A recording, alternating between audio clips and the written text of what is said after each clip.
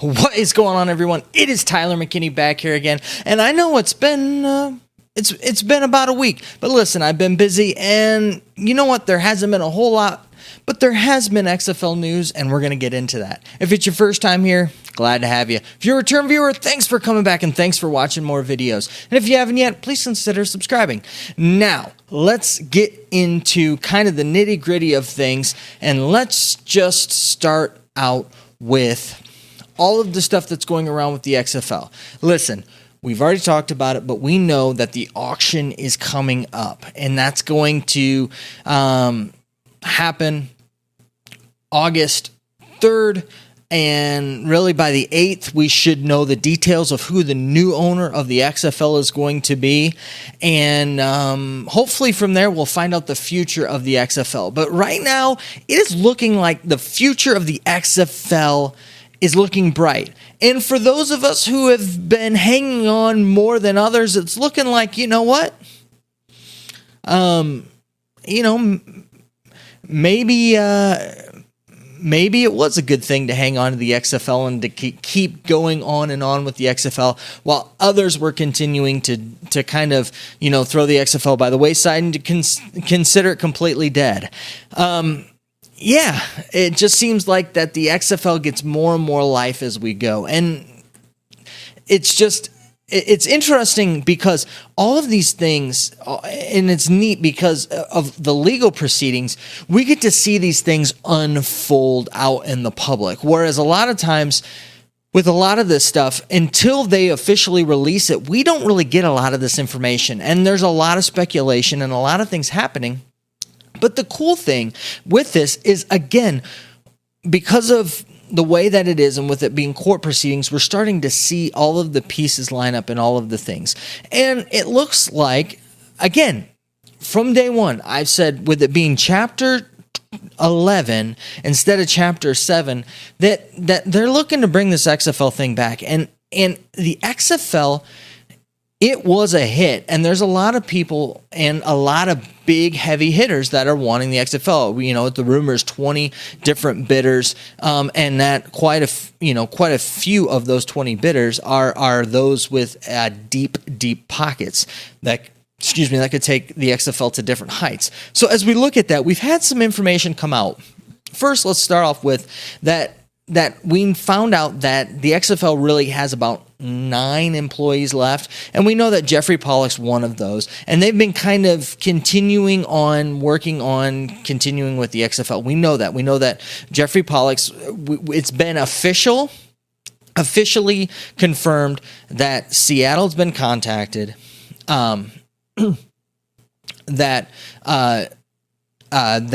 Houston has been contacted, and that St. Louis has been contacted. Those 3 cities we have official word that they have been contacted. Now, we've been given a little bit more information on Houston, and we'll touch on that in a minute, but I want to turn our attention to Dallas. They officially closed up shop in Dallas, and it's looking more and more like those rumors that were coming out that the XFL was going to get a team in San Antonio, and people were wondering, what's that going to be? Is the XFL going to have 3 teams in Texas? What's going to happen from there? It's looking like right now that probably what's going to happen is that Texas is going to have 2 of the XFL teams, and that those teams are going to be the Houston Roughnecks. And again, we're going to get to the Houston Roughnecks here in just a second. And the second one is going to be the Renegades, but the Renegades are going to relocate from probably Dallas, where they've completely, they've lifted their headquarters, they've left their space, and they no longer have a presence in Dallas or the Dallas area. Now it's looking like, which the rumors were there, that the XFL, before they filed for bankruptcy, that they were going to go through, and they were in talks with San Antonio to move the team to San Antonio. So it's looking like it's going to be the San Antonio Renegades. And so I think that that would be a great rivalry to have. I think that, a lot of those Dallas fans, I think there might be some people who are bitter because they're leaving Dallas, but moving to San Antonio is a good thing. Kind of keeps that whole, Texas vibe type of a thing there with it. And that Texas feel and people can kind of, rally around that type of a thing. But the idea here is it's a good idea. Dallas didn't do necessarily too bad. But when in the scheme of things, San Antonio just makes a lot more sense. San Antonio was a huge draw in the AAF. And really, San Antonio wasn't they were actually one of the better teams in the AAF. And for the AAF to have such a draw, to get the dynamic football there that the XFL is, they're going to become like Seattle and like St. Louis. I truly believe, and in even what Houston was getting. Houston was every week was getting, climbing numbers of fans coming to see them. They just played good football. It was really, really fun football. So to see that it's looking like Dallas is going to move to San Antonio, I think this is a really good move. I think that they're going to fill the stadium, fill the stands there. If, again, everything in the world kind of calms down and we get back to normal, I think that they could fill the stands there, and I think that the team can do really, really well there. And that city's hungry for fans and football, and I think that they'll even bring over those Dallas fans there. So I actually think that it's probably kind of a neat type of a thing for them, really in disguise, because all of those fans that were Dallas fans can kind of move over to San Antonio, and all those people in San Antonio then can kind of, rally around this Renegades team, and I think that can be a good thing and a good fit. Now, let's go ahead and let's turn our attention now to the real facts, because, we were talking about speculation there and what we're hearing and what we're seeing with things, but we actually have it confirmed that the University of Houston, the Cougars, they are going to honor the contract that they have for next year, 2021, with the XFL. So they've told the XFL that, our agreement that was in place, we can continue to keep that lease agreement in place for them to play their games and to have home games there at that stadium. That's huge.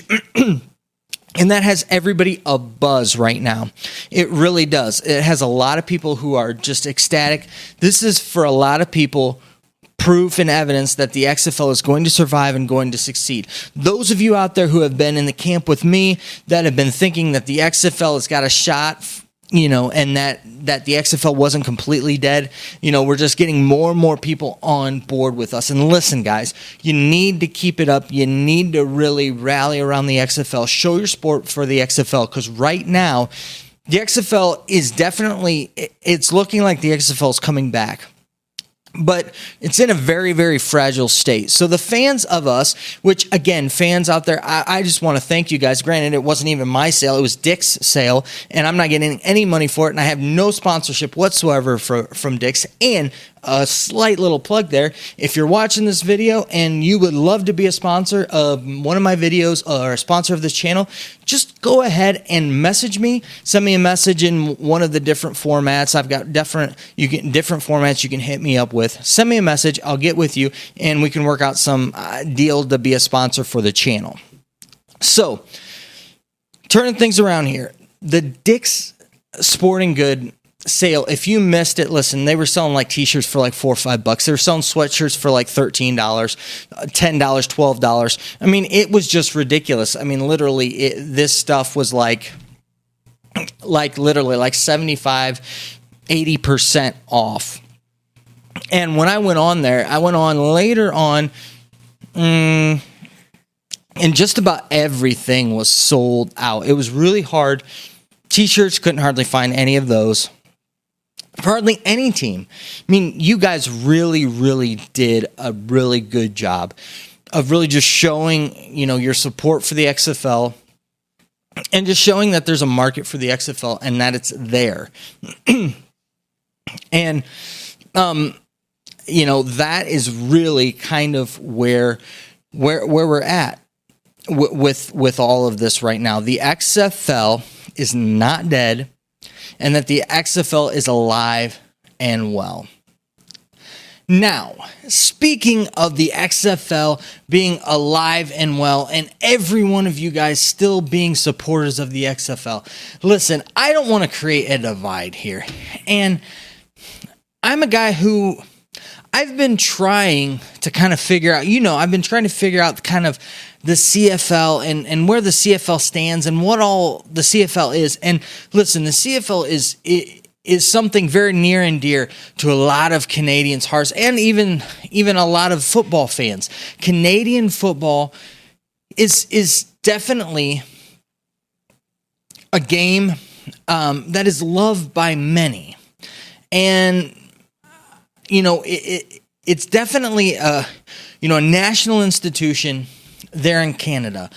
But to try to put the CFL and the XFL at odds with each other just drives me batty. And it's one of those things that just doesn't make sense. And when it first came out about a day ago, I about lost my mind with this because it's just absolutely asinine and ridiculous.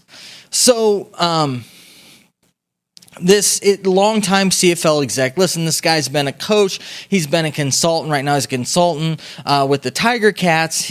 Jim Barker, he's a guy with ties to the XFL, and he was doing an interview, with the Canadian press. And listen, I get it, it's the whole Canadian thing and, Canadian football. And right now, Canadian football is really on the ropes, whereas the XFL, has been on the ropes. Again, it's showing new life, and thank you to all you fans out there that just continue to just shower the XFL with love and just continue as a community. We just continue to show our support for the XFL. The CFL has not been doing well.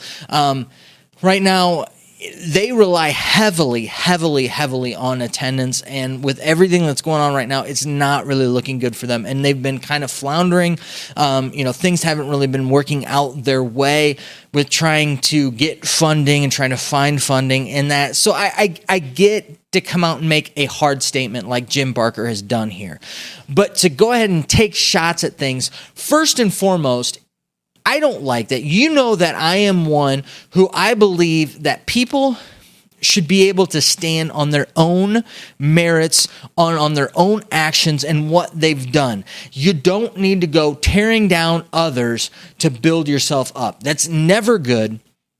It's never the way to do things, and it's just bad business. And that's exactly what it is here. Now listen, this is a guy who, he's an exec, but really he's a guy who's a coach. He's a coach at heart. This is not a businessman, making these statements. He's a guy who's a coach, and he has ties to the original XFL. So it's only, you're going to get around to him, making comments and asking him questions about the XFL and the CFL. Listen, he was the offensive coordinator for the Los Angeles Extreme, and if you remember, Tommy Maddox, who ended up being an NFL quarterback, having an NFL career afterwards, and he was the best player in the league back then, and so he is kind of the guy that he's toting out with all of this, and he's calling the XFL quarterbacks hamburgers, which is really ridiculous. So here's the direct quote from him. "Who wants to go watch some of the hamburgers they have playing quarterback?" Barker said. "PJ Walker was fun to watch. He was an interesting guy, but I don't know if you'll ever see him in the NFL." Okay, last statement. You might not ever see him play in the NFL. You probably won't. He's probably going to get buried. Listen, the Panthers, they signed Teddy Bridgewater to a decent-sized contract. He's more than likely going to be getting the starting job. Now, PJ Walker, he got himself a nice little chunk of change. 2-year deal, I think it's like $1.5 million. A nice little, I think it was like $150,000 signing bonus, another $25,000, for that. and calling him or anybody else a hamburger, getting those type of NFL deals, that's no hamburgers. And listen, the CFL, their quarterbacks haven't been getting any sniffs from any of the NFL. And quarterbacks have been getting, we've had two sign. You had Ta'amu, good night, I can't talk, and I can't pronounce names, and Walker. And I think if the NFL gets back into the swing of things, I think you're going to see more and more of, guys getting workouts in the NFL and things of that nature. But let's compare apples and apples here, all right? The CFL is nowhere near what the XFL was. The CFL... So let's just take TV ratings, okay? The TV ratings for the CFL, the best team in ratings, the Saskatchewan Rough Riders, all right? They averaged 0.63 million viewers throughout the whole 2019 season. The lowest rated XFL game was a 0.75.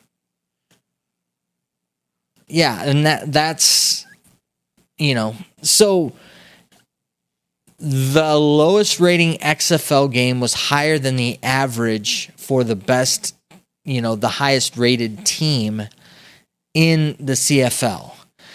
There's no comparison here, and the talent, You can't compare them. These are guys who are going to get, a bunch of them have already been signed by NFL teams. And we've been in this craziness. Think about if more guys get workouts that can actually then go in and sign and be at training camps. There's no comparison here. To call the quarterback play hamburgers is just asinine and ridiculous. You can't compare the two games. CFL is totally different than the way that the XFL game is played. Now they're a lot more similar than what the NFL game would be, but it's like, so if I was looking at the spectrum, okay, you've got the NFL and you've got the CFL, and this is where they stand on the spectrum. The XFL would probably be somewhere right in here. A little, very much more bent towards an NFL game, but a lot more closer, fast-paced to what the CFL game would be. But there's no comparison in talent. There's nothing there. Now, to say if any of the guys are going to be as good as Tommy Maddox, that is another story in and of itself. Because, that is one of the things I've been championing. Good night. I can't talk at all. You know what I want to say? So I'm just going to move on. That is one of those things that I've been saying for a while is that we need a league like the XFL. Listen, if soccer can have literally hundreds of professional teams in different countries and all of these guys playing professional soccer, why can't we have more than 32 professional football teams? It just doesn't make any sense to me, especially in a time when there is no football. Whew. Now, what this does is this gives guys opportunities who aren't getting an opportunity in the NFL to really try out for teams, to really look at teams, and to really give teams an opportunity to see how these guys play at the next level. Play in a game other than the college football game. And I would say that probably the XFL, the style of the XFL is, again, if we're looking at the spectrum of here's the NFL, here's college football, I would say the XFL probably falls about right in the middle, but maybe a little bit towards the college side of things, with it just being a little bit more dynamic, a little bit more exciting than the NFL, and with the rules kind of falling a little bit more in line with the college ball to make it a little bit easier to handle and to do that with it. So as I'm looking at that and I'm doing this, it's just ridiculous and it gets me upset, but I see the heart behind it. Listen, you're a CFL guy, you love the CFL, and that's fine. Champion the CFL. Don't come in here and have to put a slight on the XFL because there's no merit to it. All of the guys that were quarterbacks in the XFL, all of them spent some time on an NFL roster, and you really can't say that for a majority of the CFL quarterbacks. You can't. And so it's just, if we're holding the NFL as the standard, and again, I want more football, so I'm all for the CFL. I have nothing against the CFL, but when you start to tear something down to build yourself up, that's where I have an issue. That's where I think it's wrong, and that's just where I stand with that. I want both leagues to succeed, and I think that both leagues could. I mean, think about this. All right, so we've got the NFL season ending. The XFL starts, and by the time the XFL's ending, the CFL is now starting if we are having a normal season the way that it normally should fall on a normal year. So if that's the case, listen, we go from football to football to football, then back to football. It just makes sense. And we can have all of those, and we can enjoy all of those. And again, we don't need to be tearing each other down. We need to really be rallying around one another and building each other up. That's what I have to say on that. And we're going to get more into, there's a lot of things a lot of moving with the XFL and that. So a lot of tidbits coming here and there. So we'll definitely be picking up on the videos. So we're going to be doing definitely more XFL videos here. You're going to see the videos start to ramp up. But I also have some really cool stuff for you on the XFL that'll be coming up. I've got some really neat things that I want to share with you video-wise. It's going to be coming out. Working on it still. I think that you guys are going to be excited by this content, and I think it's going to be a neat kind of like behind the curtain type of look into the XFL. I think it's going to be really cool. So stay tuned. Thank you for tuning in. Thank you for watching. The XFL is alive and well, and I think that we're going to definitely be getting XFL football in 2021. Guys, just sit back, believe in it, and enjoy, because it looks like that the XFL will be back. And again, thank you for supporting the XFL community and just being a fan like me. All right, guys, so that's all I got for today. So go ahead, stay safe, and keep up the hope. Have a good night. Bye.